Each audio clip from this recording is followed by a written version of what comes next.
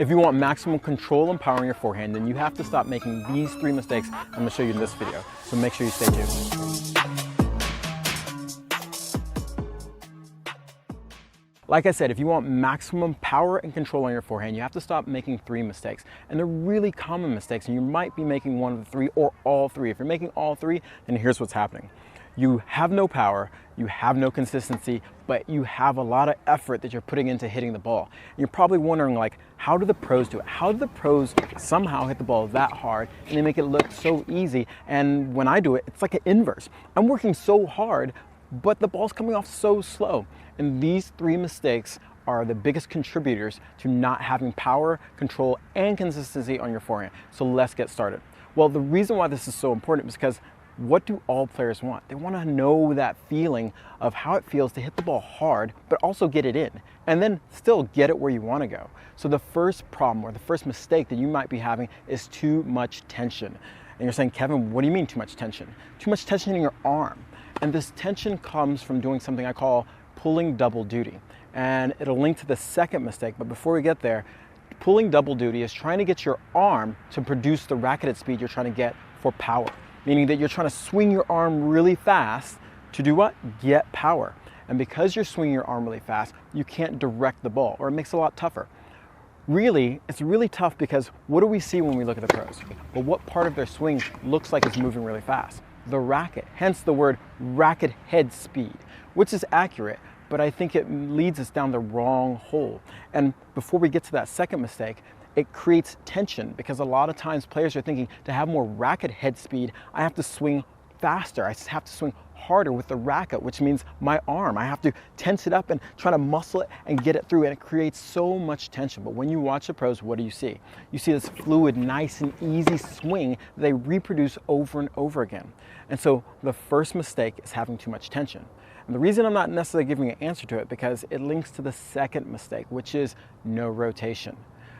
If you can't rotate your body, that's why you pull double duty, meaning that your body is the main source of creating power on the court.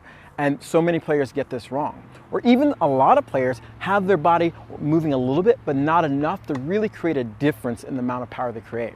Every player has different swing styles, how they take the racket back, but there's one universal thing that you see them all do, which is rotate their body. They're all rotating their body, and this is the trick. This is the thing that we get blindsided by because we see the racket moving and we assume that to get that much racketed speed, we have to move the racket with our arm, which creates the tension I was talking about as mistake number 1. But really, what we're not seeing is they're moving their body, which is moving the arm, which is moving the racket, and that's the trick. Understanding that the biggest mistake most players make is that they're not rotating their body, which rotates their arm, which allows, since the arm's along for the ride, for the arm to not have tension and then relax, which creates or gives you the ability to have more consistency and accuracy. But there's one more big key mistake that you might be making that sabotages everything, which is poor footwork selection. And so most players, when they think about footwork, they think about footwork in a way that is kind of separate from your stroke. Especially the forehand. They think about, I have to have good footwork, but I need forehand technique, when really they're connected. Meaning if you choose incorrect footwork patterns, it's actually going to stop your body from rotating, which means if your body's not rotating, you're going to start pulling double duty and you're going to have more tension. And this is probably one of the biggest killers where I see a lot of recreational players not choosing, or not even knowing, it's not about choosing, not even knowing correct footwork positions to use to make sure they optimize their body for rotation, which now means they can relax their arm and just direct the ball. When you have all these things working together correctly, what happens is this. Suddenly, you set your feet up in the right position, which, hey, allows your body to rotate now, hey, which allows your arm to be nice and relaxed. And how these things work together. Most students are just focused on the forehand technique, excluding the footwork. So they're thinking about, hey, I got to do this swing and I have to swing really fast. And I see this all the time. I've even had students earlier when I didn't understand it, we're doing acceleration drills where you toss the ball in there and the person swing, and you're like, swing faster. It's going to make you swing more powerfully. But guess what? You're missing the main point, which is the body is the main source. So if you set your feet up, it allows you to use your body now, which now allows you to relax. And this is how you can have consistency and power, because you're creating the power from your body but you can be nice and loose and relaxed and focus on directing the ball with your swing. And so when you're not pulling that double duty, your consistency is able to increase too.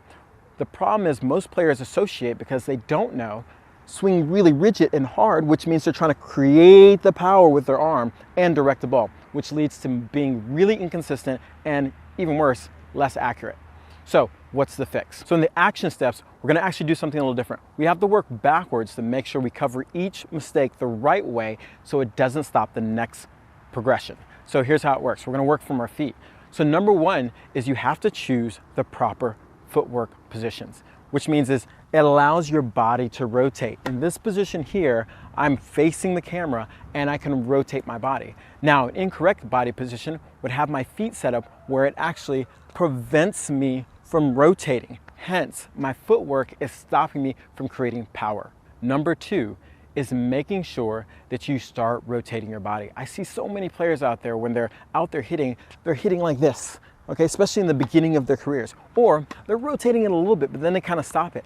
You've got to keep continuing to rotate your body through the ball, because obviously if your body's creating the racket at speed, the source of your power, and then you stop it when you get to contact, then it kind of goes to arm. You're much better off rotating and then stopping it, but you'd be even better if you continue that rotation all the way through the ball. And number three is just start relaxing. This is probably, I would say, the hardest thing, because so many players are so used to being tense and they've trained themselves that this is the way it's supposed to be. It's supposed to be hard and rigid because they didn't have the footwork and they didn't have the body rotation. But once you get this down, guess what? You got to just let go. Your arm is along for the ride, and it's there just to direct the ball, meaning the racket face at contact. If you understand these three things and start practicing it and start noticing it, it's going to make a dramatic difference in the amount of effortless power you create on the court. And yes, you do have to use some effort, but it's going to be a lot less effort than what you're probably doing right now. If you like this video and you want to learn more about how to create more effortless power in your forehand, make sure you go to totaltennisdomination.org. I have a special course where I do a deep dive into exactly what you need to do to fix all three of these mistakes and more. We dive into all the different footwork positions because there's a lot of them, especially when you're on the run and you're moving in a certain location on the court. We dive into how to rotate your body, both in different stances, being open, closed, or neutral, and what stances to not do anymore, but you already know that one. And we cover, hey, how to be consistent. What's the racket face need to do? How do we learn to relax? And when you have all these things in place, it leads you to having a much better forehand. So go ahead and go to totaltennisdomination.org if this is something that sounds like you're interested in. But before you leave me a comment below about, are you making these mistakes and which one? Which one has costed you winning matches or having a better forehand? I want to know. This is Kevin Garlington at totaltennisdomination.org, helping players level up their games. Take care.